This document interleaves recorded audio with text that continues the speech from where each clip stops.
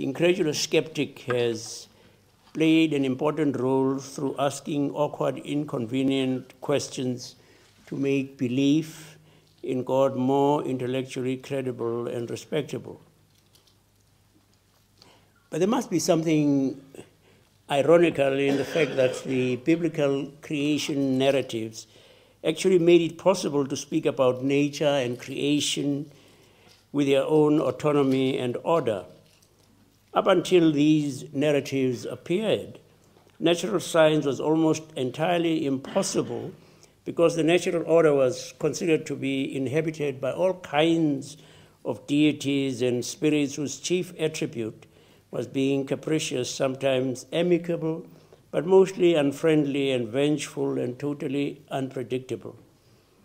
It is high irony that the biblical account of creation helped to desacralize, to demythologize nature, and so to make science possible.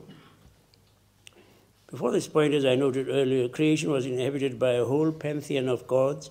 Virtually every phenomenon or creature was a deity or was inhabited by one.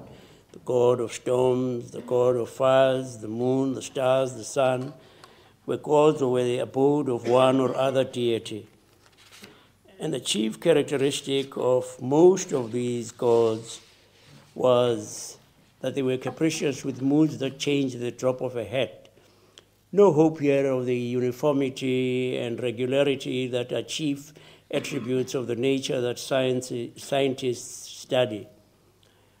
Water is H2O almost without fail everywhere in the world, displaying predictable attributes any and everywhere.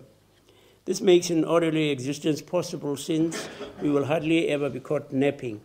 You know that putting your hand on a hot stove will be painful universally and always. You know that you cannot normally have recourse to some esoteric formula that can enable you to alter this particular cause and effect. And this largely autonomous reality has helped those who would speak of man's coming of age, of the death of God, of the near irrationality of belief in the existence of a deity. But the God I worship is not cringing in fear and anxiety that God's creature will discover more and more secrets that God has been guarding jealously. The God I worship is not scared that God's domain is receding with a rampant creature devouring every remaining domain of the so-called God of the gaps.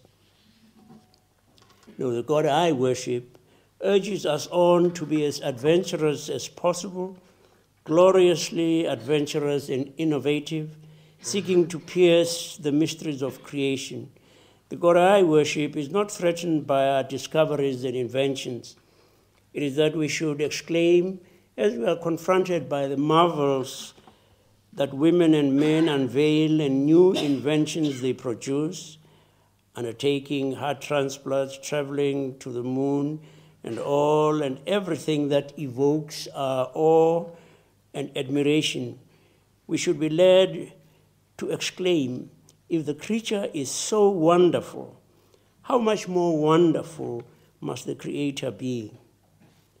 God does not want us to be docile and uncritical and infantile.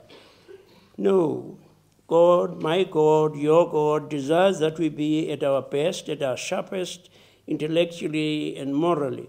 God is jealous of our intellectual and moral integrity. God had much rather we were skeptics, even cynics, yes, and even avowed atheists, rather than believers who had been cowed into belief. In my view, a theistic explanation of all there is seems intellectually, morally, and in every other conceivable way more satisfying than its alternative. I cannot bring myself to believe that the universe and all it contains and the manner of its workings could have been the result of some cosmic accident. It is just too bizarre. What was there before this cosmic event happened? It is too much to think back ad infinitum of something we don't know what, that somehow or other set everything in train, and that there should have then emerged a cosmos through a hapchance event.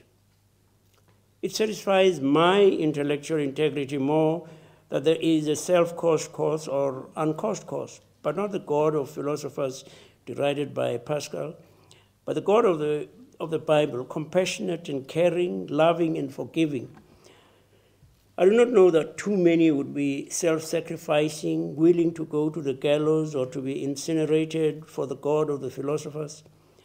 But many who have laid down their lives for this God, for fellow believers and even for unbelievers, that is one to whom I give my own loyalty.